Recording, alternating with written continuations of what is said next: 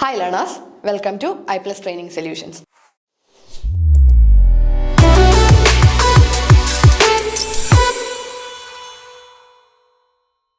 അപ്പോൾ നമ്മൾ financial system in India നമുക്ക് ഇനി പഠിക്കാനുള്ളൊരു ഏരിയയാണ് ഫൈനാൻഷ്യൽ മാർക്കറ്റ്സ്. വളരെ ഇമ്പോർട്ടൻ്റ് ആണ്.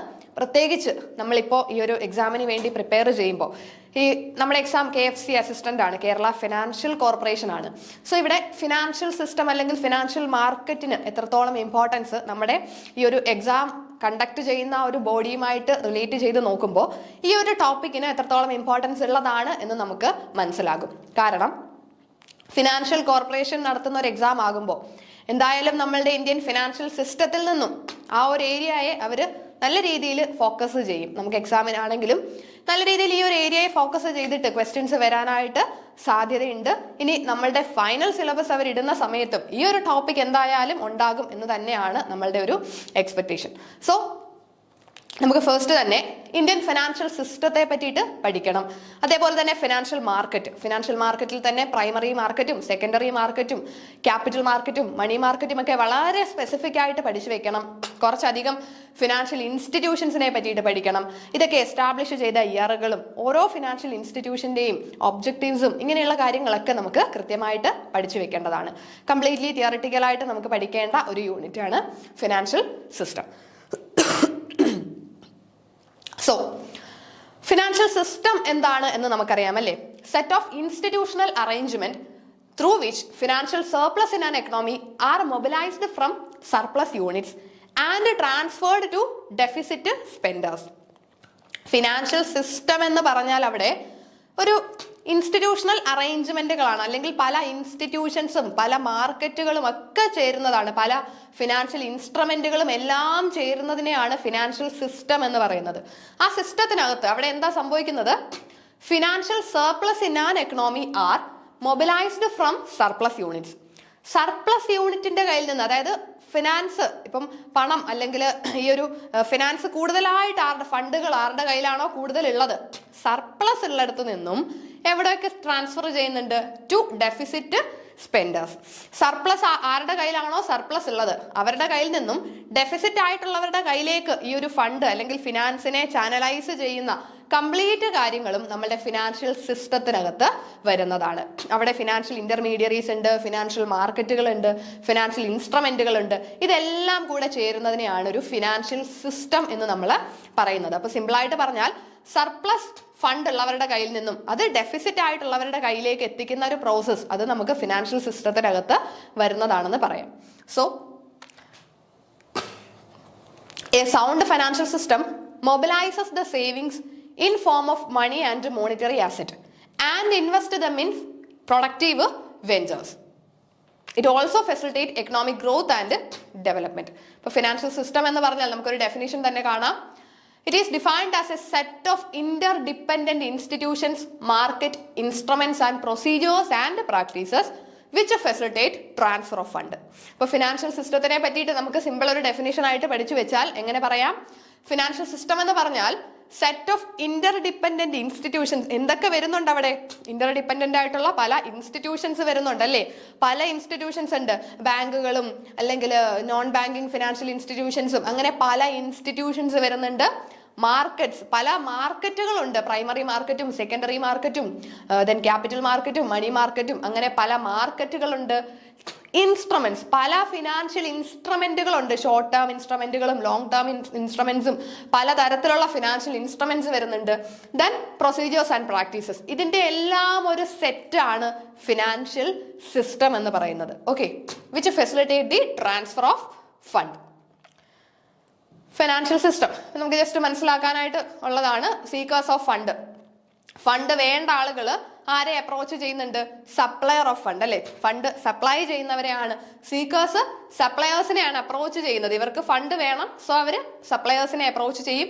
സപ്ലയേഴ്സ് എന്ത് ചെയ്യും? അവർക്കൊരു റെഗുലർ ഇൻകത്തിന് വേണ്ടിയിട്ട് അവർ ഈ സീക്കേഴ്സിന് എന്ത് കൊടുക്കുന്നുണ്ട്? അവരുടെ കയ്യിലിരിക്കുന്ന സർപ്ലസ് ഫണ്ട് ഈ ഡെഫിസിറ്റ് ആയിട്ടുള്ള ആളുകൾക്ക് കൊടുക്കും. എന്തിനാ? അവർക്ക് കൃത്യമായിട്ടൊരു റെഗുലർ ഇൻകമോ അല്ലെങ്കിൽ അവരുടെ ഒരു ഇൻവെസ്റ്റ്മെന്റ് ആയിട്ട് അവർ ഈ ഒരു ഫണ്ട് ഇങ്ങോട്ടേക്ക് കൊടുക്കും. ഓക്കെ,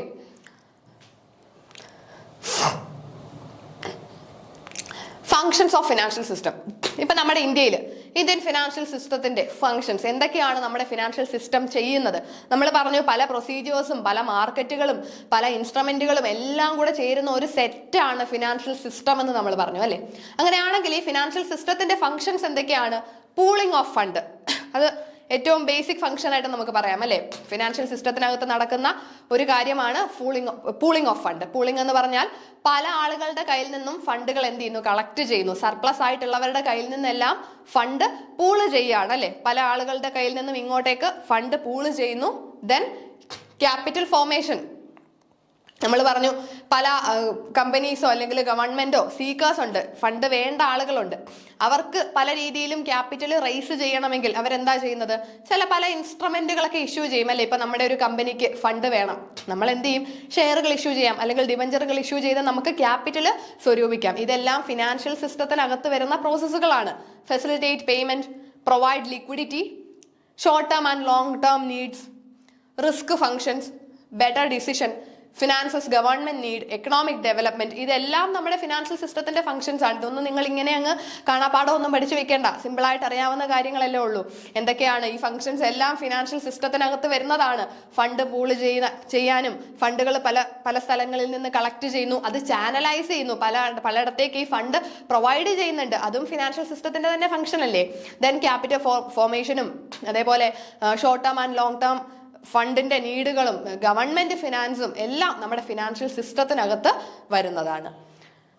ഇനി നമുക്ക് വളരെ ഏറ്റവും ഇമ്പോർട്ടൻ്റ് ആയിട്ട് പഠിച്ചു വെക്കേണ്ടതാണ് components of Indian financial system.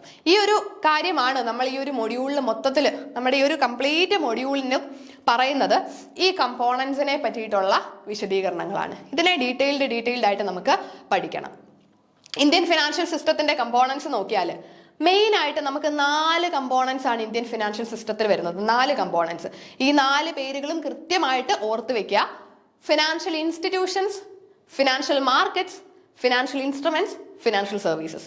ഇത് 4മാണ് ഇന്ത്യൻ ഫിനാൻഷ്യൽ സിസ്റ്റത്തിന്റെ കംപ്ലീറ്റ് ഇന്ത്യൻ ഫിനാൻഷ്യൽ സിസ്റ്റത്തിനെയും നമ്മൾ 4ആയിട്ട് ഗ്രൂപ്പ് ചെയ്തു. ഫസ്റ്റ് ഗ്രൂപ്പില് ഫിനാൻഷ്യൽ ഇൻസ്റ്റിറ്റ്യൂഷനുകളാണ്. അതായത് ഇപ്പോൾ ഫണ്ട് പല തരത്തിലും നമുക്ക് ഫിനാൻഷ്യലി നമ്മുടെ ആളുകളെ ഹെൽപ്പ് ചെയ്യാനായിട്ടുള്ള പല തരത്തിലുള്ള ഇൻസ്റ്റിറ്റ്യൂഷൻസിനെ എല്ലാം കൂടെ ഫിനാൻഷ്യൽ ഇൻസ്റ്റിറ്റ്യൂഷൻ എന്നൊരു ഹെഡിൽ നമ്മൾ മാറ്റി. രണ്ടാമത് വരുന്നത് ഫിനാൻഷ്യൽ മാർക്കറ്റ്.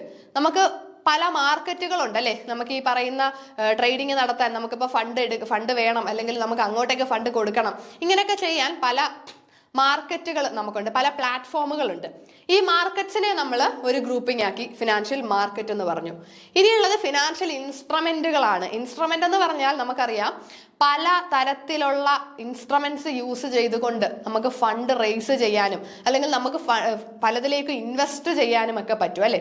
പല ഫിനാൻഷ്യൽ ഇൻസ്ട്രുമെന്റുകളുണ്ട്, നമ്മൾ പഠിച്ചിട്ടുണ്ട്. ഷോർട്ട് ടേം ഇൻസ്ട്രുമെന്റ്സും ലോങ് ടേം ഇൻസ്ട്രുമെന്റ്സും പല തരത്തിലുള്ള ഫിനാൻഷ്യൽ ഇൻസ്ട്രുമെന്റ്സിനെ പറ്റിയിട്ട് പഠിച്ചിട്ടുണ്ട്. ഈ ഫിനാൻഷ്യൽ ഇൻസ്ട്രുമെന്റ്സിനെ എല്ലാം നമുക്ക് ഒരു ഗ്രൂപ്പിലാക്കാം. അതിനെ നമ്മൾ ഫിനാൻഷ്യൽ ഇൻസ്ട്രുമെന്റ്സ് എന്ന് പറഞ്ഞു. ദെൻ ഫൈനൽ ഗ്രൂപ്പായിട്ട് ഫിനാൻഷ്യൽ സർവീസുകളെ പറ്റി പറഞ്ഞു. അവിടെ സർവീസുകളാണ്, പല ഫിനാൻഷ്യൽ സർവീസുകളുണ്ട്. ഫണ്ട് ബേസ്ഡ് ആയിട്ടും ഫീ ബേസ്ഡ് ആയിട്ടും ഒക്കെ ഫിനാൻഷ്യൽ സർവീസുകളും നമ്മുടെ ഇന്ത്യൻ ഫിനാൻഷ്യൽ സിസ്റ്റത്തിൽ പ്രൊവൈഡ് ചെയ്യുന്നുണ്ട്. അപ്പോൾ നമ്മൾ കംപ്ലീറ്റ് ആയിട്ട് നമ്മുടെ Indian financial system as a whole അതിനെ നമ്മൾ 4ആയിട്ട് ഗ്രൂപ്പ് ചെയ്തു. Financial institutions, financial markets, financial instruments, financial services. വളരെ ഇമ്പോർട്ടൻ്റ് ആണ്. ഈ 4 ഗ്രൂപ്പിങ്ങും കൃത്യമായിട്ട് നമുക്ക് പഠിച്ചു വെക്കണം. ഏതൊക്കെയാണ്? Financial institutions, financial market, financial instruments, financial services. ഇനി ഇതിനകത്ത് വരുന്ന സബ് ഗ്രൂപ്പിംഗ്സ് നോക്കാം. ഫിനാൻഷ്യൽ ഇൻസ്റ്റിറ്റ്യൂഷൻസിനെ ഇത് നമുക്ക് പല രീതിയിലുള്ള ഗ്രൂപ്പിംഗ്സ് വരാം. ഇപ്പൊ നമ്മൾ ഇങ്ങനെ പറയുന്നു, നമ്മൾ മറ്റൊരു രീതിയിൽ വായിക്കുമ്പോൾ ചിലപ്പോൾ നിങ്ങളുടെ കയ്യിലിരിക്കുന്ന ടെക്സ്റ്റിനകത്ത് നോക്കിയാൽ വേറൊരു രീതിയിലായിരിക്കും ഗ്രൂപ്പിംഗ്. എന്നാലും അതായത് ഈ സബ് ഗ്രൂപ്പിംഗ്സിലേക്ക് വരുമ്പോൾ എന്നാലും നമ്മൾ മെയിൻ ഗ്രൂപ്പിംഗ്സ് പഠിക്കുക, ഓരോന്നിനകത്ത് വരുന്ന കാര്യങ്ങളെ പറ്റി കൃത്യമായിട്ട് പഠിച്ചു വെക്കുക. ഓക്കെ, അപ്പൊ നമുക്കിവിടെ കാണാം ഫിനാൻഷ്യൽ ഇൻസ്റ്റിറ്റ്യൂഷൻസിനെ നമ്മൾ മെയിൻ ആയിട്ട് 2 രീതിയിൽ തിരിച്ചു. എന്തൊക്കെയാണ്? ബാങ്കിങ് ഇൻസ്റ്റിറ്റ്യൂഷനും എന്നും അതേപോലെ തന്നെ നോൺ ബാങ്കിങ് ഇൻസ്റ്റിറ്റ്യൂഷൻസ് എന്നും. ബാങ്കിങ് ഇൻസ്റ്റിറ്റ്യൂഷൻസും നോൺ ബാങ്കിങ് ഇൻസ്റ്റിറ്റ്യൂഷൻസും. ബാങ്കിങ്ങും നോൺ ബാങ്കിങ്ങും എന്താണെന്നൊക്കെ നമുക്ക് അറിയാമല്ലേ, നമ്മൾ ഡീറ്റെയിൽഡ് ആയിട്ട് പഠിക്കുന്നുണ്ട്. ഇനിയുള്ള ക്ലാസ്സുകളിൽ ഡീറ്റെയിൽഡ് ആയിട്ട് നമുക്ക് ഇതിന്റെ എക്സ്പ്ലനേഷൻസ് പഠിക്കണം. അപ്പോൾ ഫിനാൻഷ്യൽ ഇൻസ്റ്റിറ്റ്യൂഷൻസിനെ banking institutions, non banking institution എന്ന് തിരിച്ചു. ഇനി വേണമെങ്കിൽ നമുക്ക് ബാങ്കിനെ തന്നെ രണ്ടായിട്ട് വീണ്ടും തിരിക്കാം. അത് അത്ര ഇമ്പോർട്ടന്റ് ആയിട്ട് വീണ്ടുമുള്ള സബ് ഡിവിഷൻസ് നിങ്ങൾ ഇത്രയും കൃത്യമായിട്ട് നോക്കണ്ട. അങ്ങനെയുള്ള സബ് ഡിവിഷൻ ആയിട്ട് അങ്ങ് പഠിച്ചു വെക്കണ്ട. മെയിൻ ആയിട്ടുള്ള സബ് ഡിവിഷൻസ് മാത്രം പഠിക്കുക. Banking, non banking. ബാങ്കിങ്ങിനെ വേണമെങ്കിൽ നമുക്ക് കൊമേഴ്ഷ്യൽ ബാങ്ക് എന്നും കോപ്പറേറ്റീവ് ബാങ്ക് എന്നും പറയാം. കൊമേഴ്ഷ്യൽ ബാങ്കിനെ പിന്നെയും നമുക്ക് public sector, private sector, regional rural bank, foreign bank എന്ന് വേണമെങ്കിലും തരംതിരിക്കാം. നോൺ ബാങ്കിങ് ഫിനാൻഷ്യൽ ഇൻസ്റ്റിറ്റ്യൂഷൻസിൽ തന്നെ നമുക്ക് ഓർഗനൈസ്ഡ് ഫിനാൻഷ്യൽ ഇൻസ്റ്റിറ്റ്യൂഷനും വരുന്നുണ്ട്, അൺഓർഗനൈസ്ഡ് ഫിനാൻഷ്യൽ ഇൻസ്റ്റിറ്റ്യൂഷനും വരുന്നുണ്ട്. ദെൻ ഫിനാൻഷ്യൽ മാർക്കറ്റിലേക്ക് വരുമ്പോൾ ഫിനാൻഷ്യൽ മാർക്കറ്റിനെ മണി മാർക്കറ്റ് എന്നും ക്യാപിറ്റൽ മാർക്കറ്റ് എന്നും നമുക്ക് തരംതിരിക്കാം. ഇനി അല്ല വേണമെങ്കിൽ നിങ്ങൾക്ക് പ്രൈമറി മാർക്കറ്റ് എന്നും സെക്കൻഡറി മാർക്കറ്റ് എന്നും തരംതിരിക്കാം. അത് നമുക്ക് പല രീതിയിൽ നമുക്കതിനെ എന്ത് ചെയ്യാം, ഡിവൈഡ് ചെയ്യാനായിട്ട് പറ്റും. മണി മാർക്കറ്റും ക്യാപിറ്റൽ മാർക്കറ്റും. മണി മാർക്കറ്റിൽ തന്നെ call money market, treasury bill, commercial bill, അങ്ങനെ 3 മാർക്കറ്റുകളാണ്. മണി മാർക്കറ്റിനെ തന്നെ നമ്മൾ call money market, treasury bill market, commercial bill market എന്ന് തരംതിരിച്ചു. ക്യാപിറ്റൽ മാർക്കറ്റിനെ primary market, secondary market, derivative market എന്ന് നമുക്ക് തരംതിരിക്കാം. ഈ ഒരു സെക്കൻഡറി മാർക്കറ്റ് ഒക്കെ വളരെ സ്പെസിഫിക് ആയിട്ട് നമുക്ക് പറയുന്നതാണ്, കൃത്യമായിട്ട് പഠിക്കണം. ദെൻ ഫിനാൻഷ്യൽ ഇൻസ്ട്രുമെന്റ്സിലേക്ക് വരുമ്പോൾ അവിടെ ടേം ആയിട്ടും ടൈപ്പ് ആയിട്ടും 2 രീതിയിൽ തരംതിരിക്കാം. ടേമിൻ അതായത് എത്ര പീരീഡ് ഓഫ് ടൈമിന്റെ ബേസിലാണെങ്കിൽ short term, medium term and long term ഇൻസ്ട്രുമെന്റുകളുണ്ട്. ഇനി ടൈപ്പ് ആണെങ്കിൽ primary security, secondary security, innovative instruments, അങ്ങനെ പല തരത്തിൽ ഫിനാൻഷ്യൽ ഇൻസ്ട്രുമെന്റുകളെ നമുക്ക് പഠിക്കാം. ദെൻ ഫിനാൻഷ്യൽ സർവീസിലേക്ക് വരുമ്പോൾ ഫണ്ട് ബേസ്ഡ് സർവീസുകളുമുണ്ട്, ഫീ ബേസ്ഡ് സർവീസുകളുമുണ്ട്. ഫണ്ട് ബേസ്ഡ് സർവീസിൽ ലീസിംഗ്, ഹയർ പർച്ചേസ്, ഫാക്ടറിംഗ്, ഇതൊക്കെ നമുക്ക് ഫണ്ട് ബേസ്ഡ് സർവീസ് ആയിട്ട് പഠിക്കണം. ഫീ ബേസ്ഡ് സർവീസിലേക്ക് വരുമ്പോൾ merchant banking, credit rating, mergers, ഇതെല്ലാം ഫീ ബേസ്ഡ് സർവീസ് ആയിട്ട് നമുക്ക് പഠിക്കാം. അപ്പോൾ ഈ ഒരു തരത്തിൽ നമ്മുടെ ഇന്ത്യൻ ഫിനാൻഷ്യൽ സിസ്റ്റത്തെ നമ്മൾ തരംതിരിച്ചു. അപ്പം മെയിൻ ആയിട്ട് 4 ക്ലാസിഫിക്കേഷൻ ആണ്: financial institutions, financial market, financial instruments and financial services. Okay, അതേപോലെ തന്നെ അടുത്തൊരു ക്ലാസിഫിക്കേഷൻ സെയിം ആണ്, ഫിനാൻഷ്യൽ സിസ്റ്റത്തെ തന്നെ ക്ലാസിഫൈ ചെയ്തേക്കാണ്. ഇവിടെയും നിങ്ങൾക്ക് ഇതുപോലെ പലതരത്തിൽ, ഞാൻ ആദ്യമേ പറഞ്ഞു, നമ്മുടെ ടെക്സ്റ്റിൽ കിടക്കുമ്പോൾ പല ടെക്സ്റ്റിലും പല രീതിയിൽ കാണാം ഈ സബ് ക്ലാസിഫിക്കേഷൻ. മെയിൻ ക്ലാസിഫിക്കേഷൻ ഇങ്ങനെ തന്നെ ആയിരിക്കും. ഇവിടെ നമുക്ക് എങ്ങനെയാ ഫിനാൻഷ്യൽ ഇൻസ്റ്റിറ്റ്യൂഷൻസിനെ ബാങ്കിങ്ങും നോൺ ബാങ്കിങ്ങും ആക്കി. ബാങ്കിങ്ങിനെ വീണ്ടും commercial bank, cooperative bank, regional rural bank, foreign bank. Commercial ബാങ്കിനെ തന്നെ പ്രൈവറ്റ് ബാങ്ക് എന്നും പബ്ലിക് ബാങ്ക് എന്നും ആക്കിയിട്ട് പോകാം. ഫിനാൻഷ്യൽ മാർക്കറ്റിലേക്ക് വരുമ്പോൾ അവിടെ അവർ ഓർഗനൈസ്ഡ് എന്നും അൺഓർഗനൈസ്ഡ് എന്നും ആക്കി. ഓർഗനൈസ്ഡിനെ ആണ് ക്യാപിറ്റൽ മാർക്കറ്റ് എന്നും മണി മാർക്കറ്റ് എന്നും തരംതിരിച്ചു. ക്യാപിറ്റൽ മാർക്കറ്റിനെ വീണ്ടും പ്രൈമറി ആൻഡ് സെക്കൻഡറി ആയിട്ട് തരംതിരിച്ചു. Then financial instruments. ഫിനാൻഷ്യൽ സർവീസിൽ നമ്മൾ പറഞ്ഞതുപോലെ തന്നെ ഫണ്ട് ബേസ്ഡ് സർവീസസും ഫീ ബേസ്ഡ് സർവീസസുമായിട്ട് തരംതിരിച്ചിട്ടുണ്ട്. അപ്പം ഈ ഒരു സബ് ക്ലാസിഫിക്കേഷൻസ് പലതരത്തിൽ വരാം. അത് നിങ്ങൾ നോക്കണ്ട, എങ്ങനെയാണെങ്കിലും നമുക്ക് കൃത്യമായിട്ട് ഓരോന്നിലും എന്തൊക്കെ വരുന്നുണ്ട് എന്ന് കൃത്യമായിട്ട് പഠിക്കുന്നുണ്ട്. ഓക്കെ, സോ മെയിൻ ആയിട്ടുള്ള 4 ക്ലാസിഫിക്കേഷൻസ് വളരെ ഇമ്പോർട്ടൻ്റ് ആയിട്ട് ഓർത്ത് വയ്ക്കുക. ഓക്കെ, അപ്പോൾ ഇനി നമുക്ക് ഈ ഒരു ഫിനാൻഷ്യൽ ഇൻസ്റ്റിറ്റ്യൂഷൻസിലേക്ക് പോകാം. ഫസ്റ്റ് തന്നെ ഫിനാൻഷ്യൽ ഇൻസ്റ്റിറ്റ്യൂഷൻസ്. അപ്പോൾ നമ്മൾ 4 ക്ലാസിഫിക്കേഷൻസിലെ ഏറ്റവും ആദ്യത്തെ ഫിനാൻഷ്യൽ ഇൻസ്റ്റിറ്റ്യൂഷൻസ് എന്താണെന്ന് പഠിക്കാം. സോ നമ്മൾ ഇന്ത്യൻ ഫിനാൻഷ്യൽ സിസ്റ്റത്തിനെ 4ആയിട്ട് തരംതിരിച്ചു. അതിനകത്തെ ഫസ്റ്റ് വൺ ആണ് ഫിനാൻഷ്യൽ ഇൻസ്റ്റിറ്റ്യൂഷൻസ്. ഇനി ഫിനാൻഷ്യൽ ഇൻസ്റ്റിറ്റ്യൂഷൻസ് എന്താണെന്ന് നമുക്ക് നോക്കാം. ഫിനാൻഷ്യൽ ഇൻസ്റ്റിറ്റ്യൂഷൻസിലെ തന്നെ ഫിനാൻഷ്യൽ ഇന്റർമീഡിയറീസ് എന്ന് വേണമെങ്കിലും പറയാം. refers to all kind of financial institutions and investing institutions which facilitate financial transactions in the financial market. Financial മാർക്കറ്റിൽ ട്രാൻസാക്ഷൻസിനെ ഫെസിലിറ്റേറ്റ് ചെയ്യുന്ന ഇൻസ്റ്റിറ്റ്യൂഷൻസിനെയാണ് ഫിനാൻഷ്യൽ ഇൻസ്റ്റിറ്റ്യൂഷൻസ് എന്ന് നമ്മൾ പറയുന്നത്. They facilitate the smooth functioning of financial system by making arrangement for the investors and borrowers to meet. ഇവരെന്താ ഈ financial institutions അല്ലെങ്കിൽ intermediaries എന്താ ചെയ്യുന്നത്? ഇൻവെസ്റ്റേഴ്സിനെയും ബോറോവേഴ്സിനെയും നമുക്കറിയാം, ഒരു ഫിനാൻഷ്യൽ മാർക്കറ്റിൽ ഇൻവെസ്റ്റേഴ്സും ബോറോവേഴ്സും തമ്മിലല്ലേ മീറ്റ് ചെയ്യേണ്ടത്. പൈസ ഇൻവെസ്റ്റ് ചെയ്യാനായിട്ട് കയ്യിൽ പൈസ ഉള്ളവരും പൈസ വാങ്ങാനായിട്ട് വരുന്നവരും, അല്ലെ, സർപ്ലസ് ഉള്ളവരും ഡെഫിസിറ്റ് ആയിട്ടുള്ളവരും. ഈ ഇൻവെസ്റ്റേഴ്സും ബോറോവേഴ്സിനെയും മീറ്റ് ചെയ്യാനായിട്ട് അല്ലെങ്കിൽ അവർ തമ്മിൽ ട്രാൻസാക്ഷൻസിനെ ഫെസിലിറ്റേറ്റ് ചെയ്യിക്കാൻ ഉള്ള അറേഞ്ച്മെന്റുകളും മറ്റും ചെയ്യുന്നത് ആരാണ്? ഫിനാൻഷ്യൽ ഇൻസ്റ്റിറ്റ്യൂഷൻസ് ആണ്. അപ്പോൾ ഈ ഇൻവെസ്റ്റേഴ്സിനെയും ബോറോവേഴ്സിനെയും അവർ തമ്മിൽ ട്രാൻസാക്ഷൻ നടക്കാൻ വേണ്ടി അതിനുള്ള അറേഞ്ച്മെന്റ്സ് എല്ലാം ചെയ്തു കൊടുക്കുന്നവരെയാണ് ഫിനാൻഷ്യൽ ഇൻസ്റ്റിറ്റ്യൂഷൻസ് എന്ന് നമ്മൾ പറയുന്നത്. സോ ഫിനാൻഷ്യൽ ഇന്റർമീഡിയറീസ് എന്നും പറയാം. It include the capital market intermediaries and money market intermediaries. ഇനി ഇന്റർമീഡിയറീസിനെ ആണെങ്കിൽ നമുക്ക് ക്യാപിറ്റൽ മാർക്കറ്റ് ഇന്റർമീഡിയറീസ് എന്നും മണി മാർക്കറ്റ് ഇന്റർമീഡിയറീസ് എന്നും പറയാം. ക്യാപിറ്റൽ മാർക്കറ്റ് ഇന്റർമീഡിയറീസ് കൂടുതലായിട്ടും ലോങ് ടേം ഫണ്ടുകളായിരിക്കും കൊടുക്കുന്നത്, കസ്റ്റമേഴ്സിന് ലോങ് ടേം ഫണ്ടുകളായിരിക്കും കൊടുക്കുന്നത്. മണി മാർക്കറ്റ് ഇന്റർമീഡിയറീസ് ആകുമ്പോൾ അവർ ഷോർട്ട് ടേം ഫണ്ടുകളാണ് കസ്റ്റമേഴ്സിന് പ്രൊവൈഡ് ചെയ്യുന്നത്. അപ്പോൾ ഫിനാൻഷ്യൽ ഇൻസ്റ്റിറ്റ്യൂഷൻസ് അല്ലെങ്കിൽ ഫിനാൻഷ്യൽ ഇന്റർമീഡിയറീസ് എന്ന് പറഞ്ഞാൽ ബോറോവേഴ്സും ഇൻവെസ്റ്റേഴ്സും തമ്മിലുള്ള ട്രാൻസാക്ഷൻസിനെ ഫെസിലിറ്റേറ്റ് ചെയ്യുന്നത് ആരാണ്? ഈ ഒരു ഫിനാൻഷ്യൽ ഇൻസ്റ്റിറ്റ്യൂഷൻസ് ആയിരിക്കും. ഓക്കെ, ഇനി നമുക്ക് ഫിനാൻഷ്യൽ ഇൻസ്റ്റിറ്റ്യൂഷനെ ഫസ്റ്റ് തന്നെ നമുക്ക് രണ്ട് ക്ലാസിഫിക്കേഷൻ ഉണ്ടെന്ന് പഠിച്ചു. ബാങ്കിങ് ഇൻസ്റ്റിറ്റ്യൂഷൻ എന്നും നോൺ ബാങ്കിങ് ഫിനാൻഷ്യൽ ഇൻസ്റ്റിറ്റ്യൂഷൻസ് എന്നും പഠിച്ചു അല്ലേ? അതിലെ ഫസ്റ്റ് കാറ്റഗറിയാണ് ബാങ്കിങ് ഇൻസ്റ്റിറ്റ്യൂഷൻസ്. എന്താണ് banking institutions? Institution which renders financial service involving general banking business. അതായത് നമ്മുടെ സാധാരണ ബാങ്കിങ് സർവീസുകൾ കൊടുത്തുകൊണ്ട് ഫിനാൻഷ്യൽ സർവീസ് പ്രൊവൈഡ് ചെയ്യുന്ന ഇൻസ്റ്റിറ്റ്യൂഷൻസിനെ ബാങ്കിങ് ഇൻസ്റ്റിറ്റ്യൂഷൻസ് എന്ന് പറയാം. ജനറൽ ബാങ്കിങ് സർവീസസ് പ്രൊവൈഡ് ചെയ്യുന്നുണ്ടെങ്കിൽ അവരെ നമുക്ക് ബാങ്കിങ് ഇൻസ്റ്റിറ്റ്യൂഷൻസ് എന്ന് പറയാം.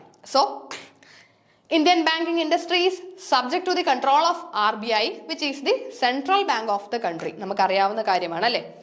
RBI as the apex institution organizes, runs, supervise, regulate and develop the monetary system and financial system of the country. So the main legislation governing commercial bank in India is Banking Regulation Act 1949. അപ്പോൾ നമ്മുടെ ഇന്ത്യയിലെ banking commercial ബാങ്കുകളെ എല്ലാം govern ചെയ്യുന്ന main act ഏതാണെന്ന് ചോദിച്ചാൽ banking regulation act 1949 ആയിരിക്കും. അപ്പൊ ഇതിനെ പ്രകാരം വരുന്ന ആക്ട് ഏതാണെന്ന് ചോദിച്ചാൽ banking regulation act 1949. So main legislation governing commercial banks in India. അപ്പൊ നമ്മുടെ കൊമേഴ്ഷ്യൽ ബാങ്കുകളെ ഗവേൺ ചെയ്യുന്ന ആക്ട് ഏതാണ്? Banking regulation act 1949. കൃത്യമായിട്ട് ഓർത്ത് വെക്കുക. ദെൻ നമ്മുടെ ഇന്ത്യയിലെ ബാങ്കിങ് സെക്ടറിനെ തന്നെ വേണമെങ്കിൽ വീണ്ടും നമുക്ക് സബ് ഡിവൈഡ് ചെയ്യാം. നമ്മൾ പഠിച്ചു ഓർഗനൈസ്ഡ് എന്നും അൺഓർഗനൈസ്ഡ് എന്നും നമുക്ക് സബ് ഡിവൈഡ് ചെയ്യാനായിട്ട് പറ്റും. So organised banking sector consist of commercial bank, cooperative bank, regional rural bank and foreign bank. Unorganized sector includes the indigenous bankers, money lenders, etc. അപ്പൊ നമുക്ക് ഓർഗനൈസ്ഡും അൺഓർഗനൈസ്ഡും തമ്മിലുള്ള വ്യത്യാസം നിങ്ങൾക്ക് അറിയാമല്ലോ. ഓർഗനൈസ്ഡ് എന്ന് പറഞ്ഞാൽ അത് സ്റ്റാൻഡേർഡൈസ്ഡ് ആയിരിക്കും, അവിടെ കൃത്യമായിട്ടുള്ള റൂളുകൾ കാണും, അതിനെ ഗവേൺ ചെയ്യാൻ ഒരു ബോഡി കാണും. അൺഓർഗനൈസ്ഡില് അങ്ങനെ ഒന്നുമില്ല അല്ലെ? അപ്പോൾ ഓർഗനൈസ്ഡ് സെക്ടറിലാണെങ്കിൽ നമ്മൾ ഈ പറഞ്ഞ കൊമേഴ്ഷ്യൽ ബാങ്കുകളും കോപ്പറേറ്റീവ് ബാങ്കുകളും RRBസും ഫോറിൻ ബാങ്കും എല്ലാം ഓർഗനൈസ്ഡ് സെക്ടറിൽ വരുന്ന ബാങ്ക്സ് ആണ്. ഇനി അൺഓർഗനൈസ്ഡ് ബാങ്കിങ് സെക്ടർ എന്ന് പറഞ്ഞാൽ മറ്റ് പലതരത്തിലുള്ള ഇൻഡിജിനസ് ബാങ്കേഴ്സും മണി ലെൻഡേഴ്സ് ഒക്കെ ഉണ്ട്. ഇവരൊന്നും എങ്ങും രജിസ്റ്റേർഡ് ആയിട്ടുള്ള ആളുകളോ മറ്റോ ആയിരിക്കില്ല. അങ്ങനെയുള്ളതെല്ലാം നമുക്ക് അൺഓർഗനൈസ്ഡ് ആണെന്ന് പറയാം. സോ ഫസ്റ്റ് ആണ് കൊമേഴ്ഷ്യൽ ബാങ്ക്സ്. അപ്പൊ നമ്മൾ ബാങ്കിങ് സെക്ടർ ആണ് എടുത്തേക്കുന്നത്. ഫിനാൻഷ്യൽ ഇൻസ്റ്റിറ്റ്യൂഷൻസിലെ ഫസ്റ്റ് ബാങ്കിങ് ഇൻസ്റ്റിറ്റ്യൂഷൻസ്. ബാങ്കിങ് ഇൻസ്റ്റിറ്റ്യൂഷൻസിനകത്ത് നമ്മൾ പല തരത്തിലുള്ള ബാങ്കുകളെ പറ്റിയിട്ട് പഠിച്ചു. മെയിൻ ആയിട്ട് 1-2-3 കാറ്റഗറീസ് ഒന്ന് പഠിച്ചു പോകാം. ഫസ്റ്റ് വൺ ആണ് കൊമേഴ്ഷ്യൽ ബാങ്ക്. എന്താണ് കൊമേഴ്ഷ്യൽ ബാങ്ക്സ് എന്ന് പറയുന്നത്? Commercial banks are financial institutions that offer service such as accepting deposit, providing loan and basic investment products. Simple ആയിട്ട് പറഞ്ഞാൽ നമ്മൾ ബാങ്കിന്റെ ഫംഗ്ഷൻസ് പഠിക്കുമ്പോൾ accepting of deposit and lending of money എന്ന് പഠിച്ചു വെച്ചിട്ടുണ്ട് അല്ലേ? അപ്പൊ ഈ പറഞ്ഞ ബേസിക് ആയിട്ടുള്ള ഫംഗ്ഷൻസ് ചെയ്യുന്ന ഒരു ബാങ്കിനെ കൊമേഴ്ഷ്യൽ ബാങ്ക് എന്ന് നമുക്ക് പറയാം. Accepting of deposit and lending of money, അതിനോടൊപ്പം തന്നെ ഇൻവെസ്റ്റ്മെന്റ് പ്രൊഡക്റ്റുകളും ബേസിക് ആയിട്ടുള്ള ഇൻവെസ്റ്റ്മെന്റ് സർവീസുകളും പ്രൊവൈഡ് ചെയ്യുന്നുണ്ട്. കൊമേഴ്ഷ്യൽ ബാങ്കുകളെ തന്നെ ഷെഡ്യൂൾഡ് ബാങ്ക് എന്നും നോൺ ഷെഡ്യൂൾഡ് ബാങ്കുകളെന്നും നമുക്ക് തരംതിരിക്കാം. ഷെഡ്യൂൾഡ് ബാങ്കുകളുമുണ്ട്, നോൺ ഷെഡ്യൂൾഡ് ബാങ്കുകളുമുണ്ട്. ഇപ്പോൾ കൊമേഴ്ഷ്യൽ ബാങ്ക്സിൽ ഷെഡ്യൂൾഡ് ബാങ്ക് എന്താണ് എന്ന് ചോദിച്ചാൽ which is included in the second schedule of RBI act 1934. നമ്മുടെ RBI act reserve bank of India act 1934ന്റെ സെക്കൻഡ് ഷെഡ്യൂളിൽ ഉൾപ്പെടുത്തിയിട്ടുള്ള ബാങ്കുകളാണെങ്കിലാണ് അവരെ ഷെഡ്യൂൾഡ് ബാങ്ക് എന്ന് പറയുന്നത്. കൃത്യമായിട്ട് ഓർത്ത് വെക്കുക. RBI ആക്ട് 1934ന്റെ സെക്കൻഡ് ഷെഡ്യൂളിൽ ഉൾപ്പെടുത്തിയിട്ടുള്ള ബാങ്കുകളാണെങ്കിൽ അവരെയാണ് നമ്മൾ ഷെഡ്യൂൾഡ് ബാങ്കുകൾ എന്ന് പറയുന്നത്. RBI ആക്ടിന്റെ സെക്കൻഡ് ഷെഡ്യൂളിൽ ഉൾപ്പെടുത്താത്ത ബാങ്കുകളെ നമ്മൾ എന്ത് പറയുന്നു? നോൺ ഷെഡ്യൂൾഡ് ബാങ്കുകൾ എന്നും പറയുന്നുണ്ട്. അപ്പോൾ കൊമേഴ്ഷ്യൽ ബാങ്കിൽ തന്നെ ഷെഡ്യൂൾഡ് ബാങ്കുമുണ്ട്, non scheduled ബാങ്കുകളുമുണ്ട്.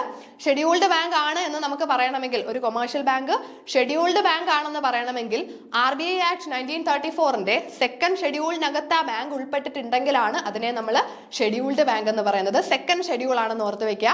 RBI Act 1934 second schedule ഉൾപ്പെടുത്തിയിട്ടുള്ള ബാങ്ക് ആണെങ്കിൽ അതാണ് നമ്മളുടെ ഷെഡ്യൂൾഡ് ബാങ്ക്സ് എന്ന് പറയുന്നത്. Okay,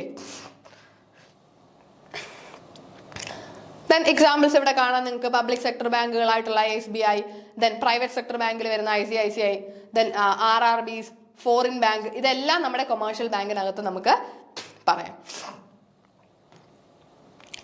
then cooperative bank. Cooperative ബാങ്ക്സിലേക്ക് വരുമ്പോൾ originated with enactment of cooperative credit society act of 1904. ഈ കോപ്പറേറ്റീവ് ബാങ്കുകൾ ഒറിജിനേറ്റ് ചെയ്തത് ആദ്യമായിട്ട് അതിന്റെ ഒറിജിൻ എന്ന് പറയുന്നത് ഏത് ആക്ടിൽ നിന്നാണ്? കോഓപ്പറേറ്റീവ് ക്രെഡിറ്റ് സൊസൈറ്റി ആക്ട് 1904 എനാക്ട്മെന്റോട് കൂടിയാണ് കോഓപ്പറേറ്റീവ് ബാങ്ക് എന്നൊരാശയം ഒറിജിനേറ്റ് ചെയ്തത്. കൃത്യമായിട്ട് ഓർത്ത് വെക്കുക. Cooperative banks originated with enactment of cooperative credit society act 1904 form an important component of the present Indian banking system. The act provided for the establishment of credit society for financing agriculture. Main ആയിട്ട് ഈ cooperative ബാങ്കുകളൊക്കെ ആദ്യമായിട്ട് വന്നത് അഗ്രികൾച്ചറിൽ ഒക്കെ finance ചെയ്യാനും ഒക്കെ വേണ്ടിയിട്ടായിരുന്നു. So under the act a number of cooperative credit societies were started in each state. The McLagan Committee appointed in 1914 recommended the establishment of a state cooperative bank. ഇനി നമുക്ക് സ്റ്റേറ്റ് കോപ്പറേറ്റീവ് ബാങ്കുകൾ എന്ന് പറഞ്ഞാൽ നമുക്കറിയാം സഹകരണ ബാങ്കുകളാണ് അല്ലേ. അത് ഒരു പ്രദേശത്തുള്ള ആളുകൾക്ക് വേണ്ടിയിട്ട് അവർക്ക് ഈ മെയിൻ ആയിട്ട് അഗ്രികൾച്ചറിനെയൊക്കെ ഫിനാൻസ് ചെയ്യാനായിട്ടായിരുന്നു ഈ ഒരു കോപ്പറേറ്റീവ് ബാങ്ക് ആദ്യമായിട്ട് വന്നത്. ദെൻ സ്റ്റേറ്റ് കോപ്പറേറ്റീവ് ബാങ്കിന്റെ എസ്റ്റാബ്ലിഷ്മെന്റ് നമുക്കറിയാം. സ്റ്റേറ്റ് കോപ്പറേറ്റീവ് ബാങ്കുകളുണ്ട്, ഡിസ്ട്രിക്ട് കോപ്പറേറ്റീവ് ബാങ്കുകളൊക്കെ ഉണ്ട്, നമ്മൾ പഠിച്ചിട്ടുള്ളതാണ്. ഈ ഒരു സ്റ്റേറ്റ് കോപ്പറേറ്റീവ് ബാങ്ക് എന്നൊരാശയം, ഈ ഒരു സ്റ്റേറ്റ് കോപ്പറേറ്റീവ് ബാങ്കുകളുടെ എസ്റ്റാബ്ലിഷ്മെന്റിനെ റെക്കമെൻഡ് ചെയ്ത ബാങ്കിങ് കമ്മിറ്റി ഏതാണെന്ന് ചോദിച്ചാൽ മക്ലഗൻ കമ്മിറ്റിയാണ്. മക്ലഗൻ committee in 1914.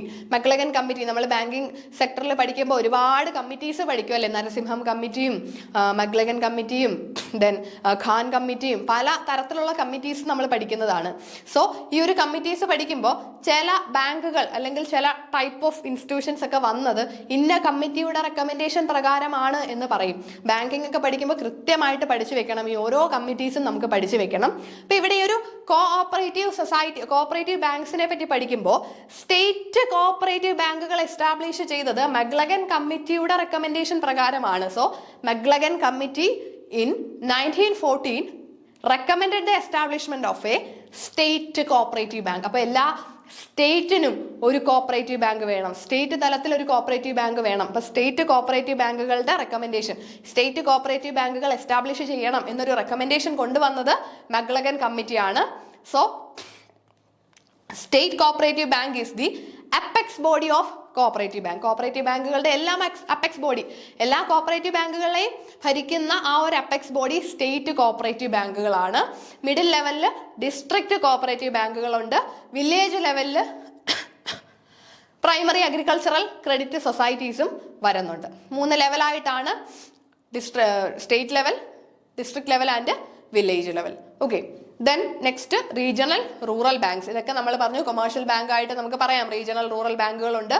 So these were set up by the government with objective of developing the rural economy.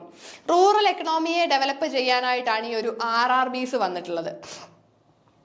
So RRB provide banking services and credit to small farmers and small entrepreneurs in rural areas. Rural ഏരിയാസിലുള്ള ഫാമേഴ്സിനെയും ഓണ്ടർപ്രണേഴ്സിനെയും ഒക്കെ ഒന്ന് help ചെയ്യാനാണ് ഈ ഒരു regional rural ബാങ്കുകൾ വന്നിട്ടുള്ളത്. Industrial development bank of India IDBI, NABARD national bank for agriculture and rural development and SIDBI small industries development bank of India are also required to provide managerial and financial assistance to RRB under the Regional Rural Bank Act. അപ്പോൾ RRBക്ക്, അതായത് regional rural bank act പ്രകാരം RRBസിന് financial അസിസ്റ്റൻസും managerial അസിസ്റ്റൻസും ഒക്കെ കൊടുക്കേണ്ടത് ആരായിരുന്നു? IDBI, NABARD and SIDBI. ഇവർ 3 പേരുമായിരുന്നു RRBക്ക് ഈ പറഞ്ഞിരിക്കുന്ന അസിസ്റ്റന്റുകളെല്ലാം. ഫിനാൻഷ്യലായിട്ടും മാനേജറിയലായിട്ടും ഒക്കെയുള്ള അസിസ്റ്റൻസും ഹെൽപ്സും ഒക്കെ പ്രൊവൈഡ് ചെയ്തത് IDBI, നബാർഡ് ആൻഡ് സിഡ്ബി ആയിരുന്നു. Then at present there are 43 RRBs in the country and each of them is sponsored by the government of India in collaboration with the state government and sponsor bank. ഇപ്പോൾ currently ഇന്ത്യയിൽ 43 RRBs ഉണ്ട്, 43 regional rural ബാങ്കുകളുണ്ട്. ഈ 43 regional rural ബാങ്കുകളെയും sponsor ചെയ്തിരിക്കുന്നത് Indian ഗവൺമെന്റും state ഗവൺമെന്റും ഒരു sponsoring ബാങ്കും കൂടിയാണ്. അതായത് ഈ ഒരു ഓരോ RRBയുടെയും ക്യാപിറ്റൽ, അവരുടെ ഇക്വിറ്റി അല്ലെങ്കിൽ ക്യാപിറ്റൽ സ്ട്രക്ചർ എന്ന് പറഞ്ഞാൽ ഇത്ര പെർസെൻറ്റേജ് സെൻട്രൽ ഗവൺമെന്റും, ആ ഒരു പെർസെൻറ്റേജ് കൃത്യമായിട്ട് പറയുന്നുണ്ട്, കൃത്യമായിട്ട് നിങ്ങൾ പഠിക്കണം. 50:15:35 എന്നാണ് പറയുന്നത്. അതായത് 50% ആ ഒരു റീജിയണൽ റൂറൽ ബാങ്കിന്റെ 50% ഷെയറുകളും ആരാണ്? സെൻട്രൽ ഗവൺമെന്റ് ആണ് ഹോൾഡ് ചെയ്യുന്നത്. ഇക്വിറ്റിയും സെൻട്രൽ ഗവൺമെന്റ് ആണ്. ദെൻ 15% സ്റ്റേറ്റ് ഗവൺമെന്റ് ആണ്. 35% അവരെ സ്പോൺസർ ചെയ്യുന്ന ബാങ്ക് ആയിരിക്കും. ഈ ഒരു രീതിയിലാണ് RRBയുടെ ഒരു ക്യാപിറ്റൽ സ്ട്രക്ചർ വരുന്നത്. കൃത്യമായിട്ട് പഠിച്ചു വെക്കേണ്ടതാണ്. Then RRB set up under the RRB act 1976. Regional rural bank act 1976 പ്രകാരമാണ് റീജിയണൽ റൂറൽ ബാങ്കുകൾ സെറ്റപ്പ് ചെയ്തിട്ടുള്ളത്. വളരെ ഇമ്പോർട്ടന്റ് ആണ്. Prathama Grameen bank was the first bank to be established on 2 October 1975. ആദ്യത്തെ റീജിയണൽ റൂറൽ ബാങ്ക് ആണ് പ്രഥമ ഗ്രാമീൺ ബാങ്ക്. ഇന്ത്യയിലെ ആദ്യത്തെ റീജിയണൽ റൂറൽ ബാങ്കിന്റെ പേരാണ് പ്രഥമ ഗ്രാമീൺ ബാങ്ക്. വളരെ കൃത്യമായിട്ട് ഓർത്ത് വയ്ക്കുക. Prathama Grameen bank was the first bank to be established on 2 October 1975. അതായത് റീജിയണൽ റൂറൽ ബാങ്ക് ആയിട്ട് ആദ്യമായിട്ട് എസ്റ്റാബ്ലിഷ് ചെയ്ത ബാങ്കാണ് Prathama Grameen bank in 1975. Then the syndicate bank become the first commercial bank to sponsor the Prathama Gramin Bank. അതായത് നമ്മുടെ പ്രഥമ Grameen bank RRBയെ sponsor ചെയ്ത first commercial bank ആണ് സിൻഡിക്കേറ്റ് ബാങ്ക് എന്ന് പറയുന്നത്. സിൻഡിക്കേറ്റ് ബാങ്ക് ആണ് നമ്മളുടെ പ്രഥമ ഗ്രാമീൺ ബാങ്കിനെ സ്പോൺസർ ചെയ്ത ആദ്യത്തെ കൊമേഴ്ഷ്യൽ ബാങ്ക്. ഫസ്റ്റ് നമ്മൾ പറഞ്ഞു ഈ ഒരു RRBസിനെ സ്പോൺസർ 3 തരത്തിലാണ് അവരുടെ ക്യാപിറ്റൽ സ്ട്രക്ചർ. 50% സെൻട്രൽ ഗവൺമെന്റ് ആണ് ഹോൾഡ് ചെയ്യുന്നത്, 15% സ്റ്റേറ്റ് ഗവൺമെന്റ് ആണ് ഹോൾഡ് ചെയ്യുന്നത്, 35% ഏതെങ്കിലും ഒരു സ്പോൺസറിങ് ബാങ്ക് ആയിരിക്കും. അപ്പോൾ നമ്മുടെ പ്രഥമ ഗ്രാമീൺ ബാങ്കിനെ ആദ്യമായിട്ട് സ്പോൺസർ ചെയ്ത ഫസ്റ്റ് കൊമേഴ്ഷ്യൽ ബാങ്ക് ആണ് സിൻഡിക്കേറ്റ് ബാങ്ക് എന്ന് പറയുന്നത്. ഓക്കെ, ദെൻ വളരെ ഇമ്പോർട്ടൻ്റ് ആയിട്ടൊരു കാര്യം കൂടെ നമുക്ക് പഠിച്ചു വെക്കണം. Regional rural bank were established based on Narasimham committee on rural credit. പല ബാങ്കുകളും വരുന്നത് പല കമ്മിറ്റീസിന്റെ ഭാഗമായിട്ടാണ്, പല കമ്മിറ്റിയുടെ റെക്കമെൻഡേഷൻസിന്റെ ഭാഗമായിട്ടായിരുന്നു. നമ്മൾ നേരത്തെ മെക്ലഗൻ കമ്മിറ്റിയെ പറ്റി പറഞ്ഞു. ഇനി ഇവിടെ റീജിയണൽ റൂറൽ ബാങ്കുകൾ എസ്റ്റാബ്ലിഷ് ചെയ്തത് ഏത് കമ്മിറ്റിയുടെ റെക്കമെൻഡേഷൻ പ്രകാരമാണ് എന്ന് ചോദിച്ചാൽ Narasimham committee on rural credit. Narasimham committee on rural credit. ഇപ്പൊ നരസിംഹം കമ്മിറ്റി റെക്കമെൻഡേഷന്റെ ഭാഗമായിട്ടാണ്, Narasimham committee on rural credit ഈ ഒരു കമ്മിറ്റിയുടെ റെക്കമെൻഡേഷന്റെ ഭാഗമായിട്ടാണ് റീജിയണൽ റൂറൽ ബാങ്കുകൾ എസ്റ്റാബ്ലിഷ് ചെയ്യപ്പെട്ടത്. ഓക്കെ, ദെൻ നമ്മൾ നേരത്തെ പറഞ്ഞ കാര്യമാണ് equity of RRB. Equity of RRB is held by the shareholders in a fixed proportion. Regional rural ബാങ്കുകളുടെ ഇക്വിറ്റി ഒരു ഫിക്സഡ് പ്രൊപ്പോർഷനിലാണ്. അതായത് അവരുടെ ക്യാപിറ്റൽ സ്ട്രക്ചർ 50-35-15. 50% സെൻട്രൽ ഗവൺമെന്റ് ആണ്, 35% സ്പോൺസറിംഗ് ബാങ്ക് ആണ്, 15% സ്റ്റേറ്റ് ഗവൺമെന്റുമായിരിക്കും ഹോൾഡ് ചെയ്യുന്നത്. കൃത്യമായിട്ട് ഓർത്ത് വെക്കാം. ഓക്കെ, അപ്പൊ ഈ ഒരു റേഷ്യോ നിങ്ങൾ ഓർത്ത് വെക്കണം. ചിലപ്പോൾ ഇതൊരു എക്സാമിന് ക്വസ്റ്റ്യൻ ആയിട്ട് ചോദിക്കാം. സെൻട്രൽ ഗവൺമെന്റ് ആണ് 50%, RRBയുടെ 50% ഷെയറുകളും ഹോൾഡ് ചെയ്യുന്നത് ആരാണ്? Central government. 15% മാത്രമാണ് സ്റ്റേറ്റ് ഗവൺമെന്റ്, 35% അവരെ സ്പോൺസർ ചെയ്യുന്ന ഒരു ബാങ്ക് ആയിരിക്കും. ഓക്കെ, അപ്പൊ ഇത്രയും കാര്യങ്ങളാണ് നമുക്ക് RRBസിനെ പറ്റിയിട്ട് പഠിച്ചു വെക്കാനുള്ളത്. ഇനി ബാലൻസ് വരുന്ന പോർഷൻസ് നമുക്ക് നെക്സ്റ്റ് ക്ലാസ്സിലായിട്ട് ഡിസ്കസ് ചെയ്യാം. Thank you.